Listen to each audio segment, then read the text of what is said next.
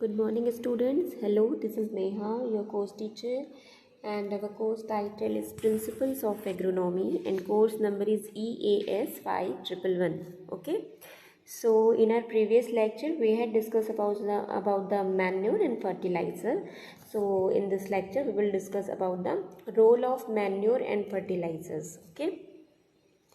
So our today's topic is again manure and fertilizer part 2. Okay, so in this lecture we discuss role of manure and fertilizers. Okay, so what is the role of manure and fertilizer?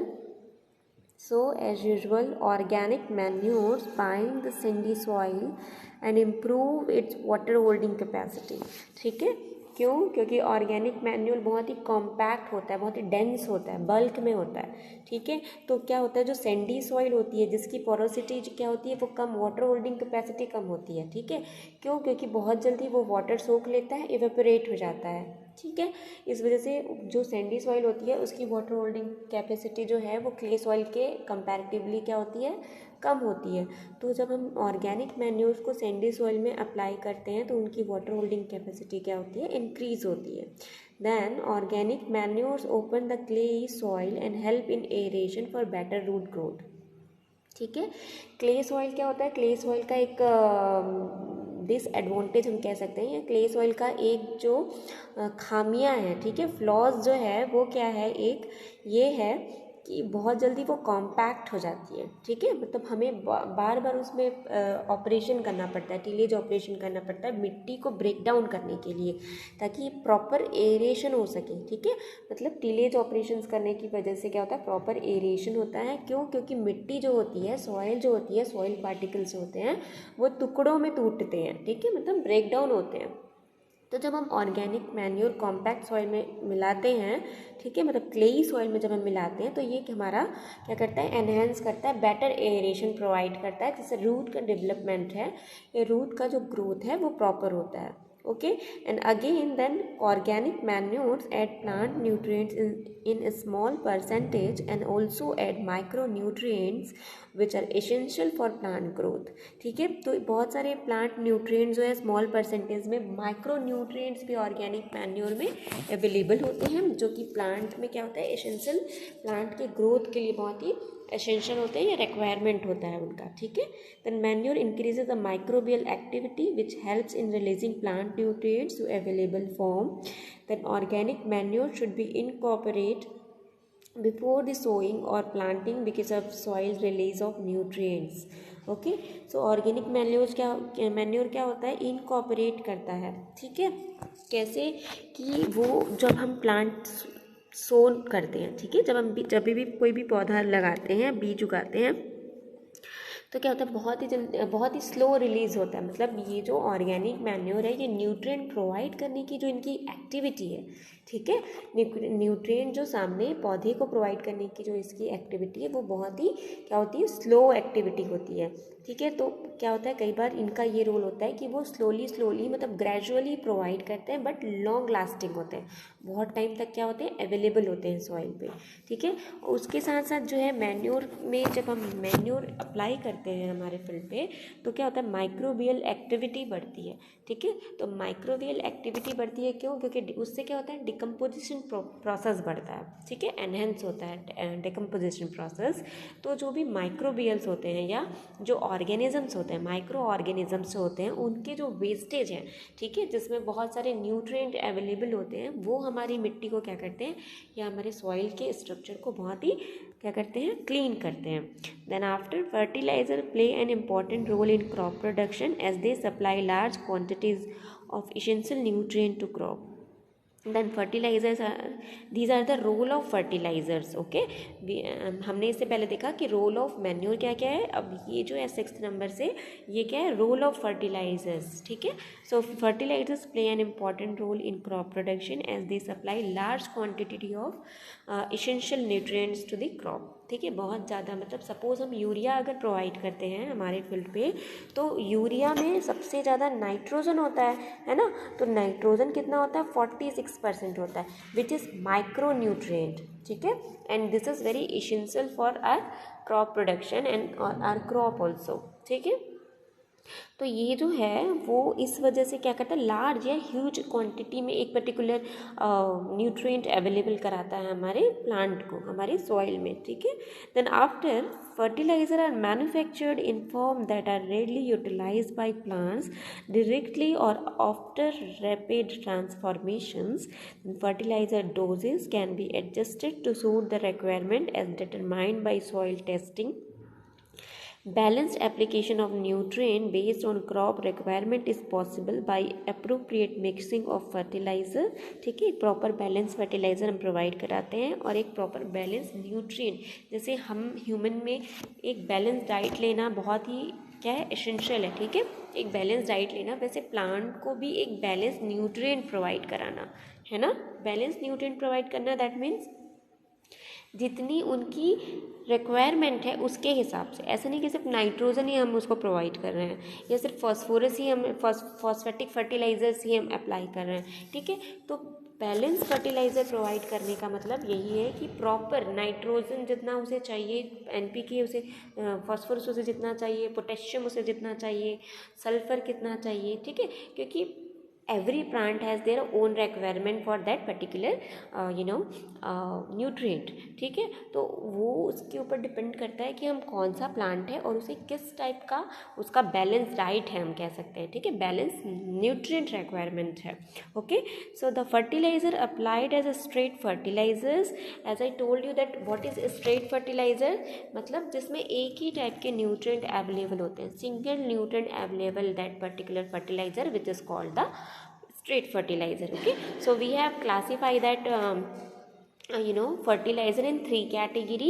So first one is what, straight fertilizer, and then the complex fertilizer जिसमें दो nutrient available होते हैं, and the mix fertiliser उसमें बहुत से nutrients available होते हैं, ठीक है। So this is very important, you need to remember this.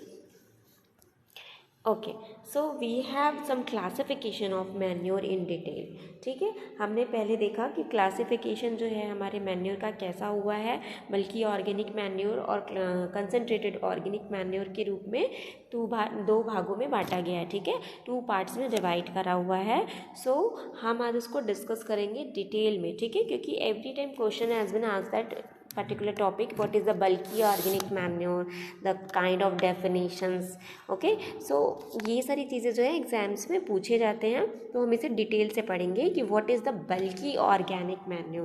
so bulk से हमें समझ आ रहा है कि डेंस पॉपुलेशन में कुछ भी चीज़ हमें अवेलेबल होता है, ठीक है, हम वहाँ पे बल्कि यूज़ करते हैं, ठीक है। तो bulky organic manures are those manures which are generally bulk in quantities and poor in plant, ठीक है, मतलब बहुत ज़्यादा क्वांटिटी में अवेलेबल हैं जो, ठीक है, दैट इज़ कॉल्ड द बल्कि ऑर्गेनिक मैन्योर। अब ऑर्गेनिक मैन्योर हम क्यों कहते हैं, क्योंकि वो ऑर्गेनिक प्रेपरेशन किया जाता है उसका, ठीक है, ऑर्गेनिकली उसको तैयार किया जाता है, बहुत से नेचुरल रिसोर्सेज या फार्म वेस्टेज या एनिमल जो वेस्टेज होते हैं, लीटर्स वगैरह का हम यूज़ करते हैं और जब उससे प्रेपरेशन करते हैं, ठीक है, इस वजह से उसे हम ऑर्गेनिक मैन्योर कहते हैं, ठीक है, जिसमें कोई भी केमिकल कंपोजिशन नहीं होता, जैसे वेल फैसिलिटी या वेल स्किल्ड इंडस्ट्री में प्रिपेयर नहीं किया जाता, मैन्युफैक्चर नहीं किया जाता, जिसे हम डोमेस्टिकली प्रिपेयर करते हैं हमारे फील्ड पे, okay, so that is called the bulky organic manure. Okay,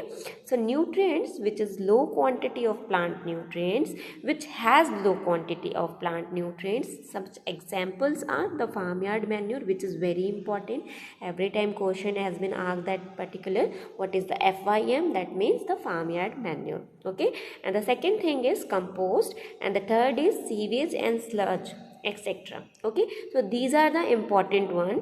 Okay, so farmyard manure, compost, sewage and sludge is a very important in our agriculture. Okay, so हमको ये समझना पड़ेगा कि हम ये basically होता क्या है. Okay, so we take first one which is farmyard manure. Okay, so let us start. So it is a manure produced in the farm which is made up of excreta. Excreta that means wastage, ठीक है, which is dung and urine also, so of farm animals, the bedding materials provided for them and miscellaneous farm and household wastages, ठीक है। House hold vestiges मतलब हमारे जो भी domestic vestiges हैं, जो भी हम रॉटन फ्रूट्स वगैरह डंप करते हैं, ठीक है, या फिर वेजिटेबल्स को जब हम पील करते हैं तो जो उसके छिलके बच जाते हैं वो हम डंप करते हैं, ठीक है। तो these are all the kind of domestic wastages, है ना। इनके अलावा क्या होता है, जो काउ डंक वगैरह होते हैं, एक्सक्रीटा जो होते हैं, एनिमल्स के जो एक्सक्रीटा होते हैं, दैट मीन्स डंक एंड यूरिन्स, सो इनसे प्रिपरेशन हम करते हैं किसका, फार्म यार्ड मैन्योर का, ठीक है। So straw, peat and saw dust, dry leaves etcetera, these are the kind of for material of farmyard manure, for preparation of farmyard manure, are used as bending material for farm animals and accounts to 3 to 4 kg per animal per day, ठीक है। तो इसका एक standard क्या है, हम कह सकते हैं एक स्टैंडर्ड रेंज है, हम कह सकते हैं, जो कि 3 से 4 किलो है, ठीक है। तो ये हम आपको ये जो जब भी रेंज आता है किसी भी चीज़ का, तो एक स्टैंडर्ड मेजरमेंट जब आता है तो वो आपको ध्यान में रखना है, ठीक है। क्योंकि यूजुअली जब आप एग्ज़ाम में डेटा इंक्लूड करते हैं ना, तो वो बहुत ही क्या होता है, इम्प्रेसिव होता है, ठीक है। सो जब आप ऐसे करेंगे तो you will get the very good marks in your exams also, so this is very important, okay. Then after, the bedding material is called litter and it absorb urine voided by animals, ठीक है। bedding material is called litter मतलब जो भी bending करने का काम करता है। बेसिकली अगर हम कोई फार्म वेस्टेज हैं या डोमेस्टिक वेस्टेजेस हैं या एनिमल्स एक्सक्रीटा हैं, उसको किसी एक पर्टिकुलर जगह पे डिगिंग करके, गड्ढे खोद के हम अगर वहाँ पे डंप करते हैं, ठीक है, अगर हम वहाँ पे डंप करते हैं तो उसको बाइंड करने के लिए हमें कोई मटेरियल चाहिए होगा, that is called the bedding material and which is litter, and litter is also known as urine of animals, like जो बाइंड करने का काम आता है, okay. So it is not a standardize product and its value depends on the kind of feed to the animal, the amount of straw used and the manner of storage, okay.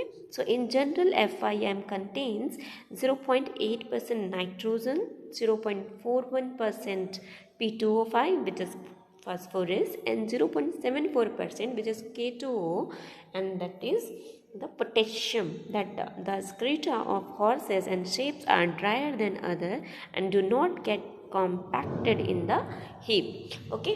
So this is the very important, what is the very important, this data is okay. So every time in our viva, the external has been asked that what is the available nutrient in farmyard manure, okay.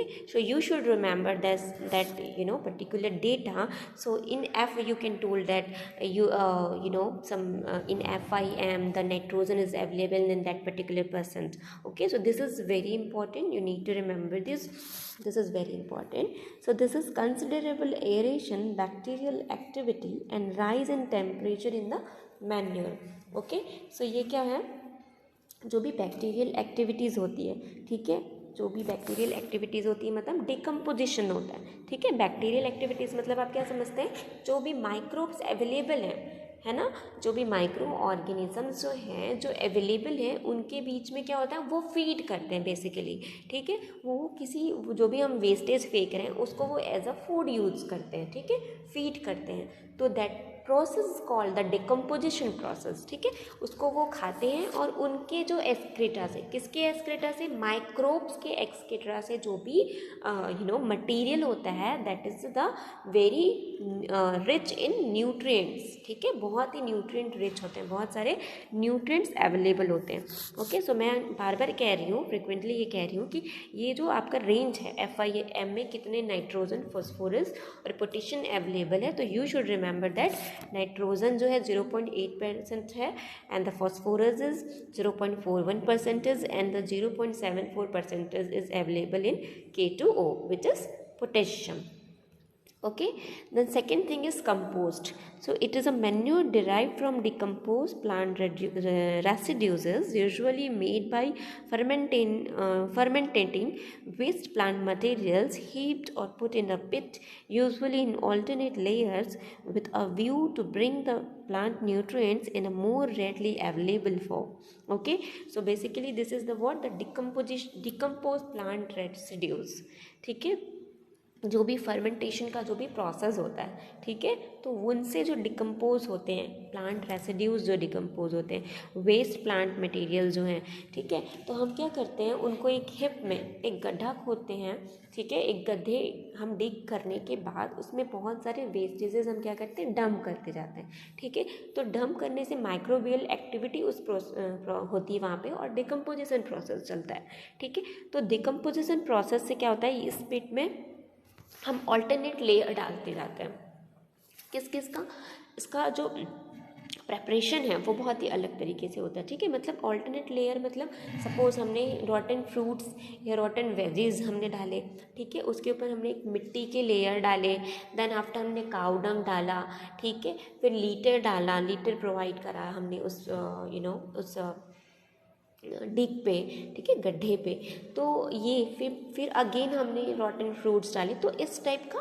क्या करते हैं हम layer ready करते हैं, ठीक है, और ये लेयर जब फुल रेडी हो जाते हैं, पूरा डेप्थ जो है जितने डेप्थ से हम लिए रहते हैं वो डेप्थ जब पूरा फुल फिलअप हो जाता है, तो फिर क्या करते हैं हम उसे एक प्रॉपर एक हम कवर कर देते हैं किसी पॉलीथीन से या जो भी हमारे वेस्टेजेस क्लोथ्स वगैरह होते हैं उससे, ठीक है, तो उससे क्या होता है टेम्परेचर जो है वो इंक्रीज़ होता है दैट पर्टिकुलर प्लेस में, और क्या होता है डिकम्पोजिशन प्रोसेस रेज होने लगता है, ठीक है, through the microbes and microbial activities, ठीक है, तो इस तरीके से हम क्या करते हैं कंपोस्ट रेडी करते हैं, this is very nutrient rich और ऑर्गेनिकली हम इसे प्रेपेयर करते हैं, ठीक है, so in compost we have first one which is super compost, okay, so compost fortified with super phosphate is called as super compost.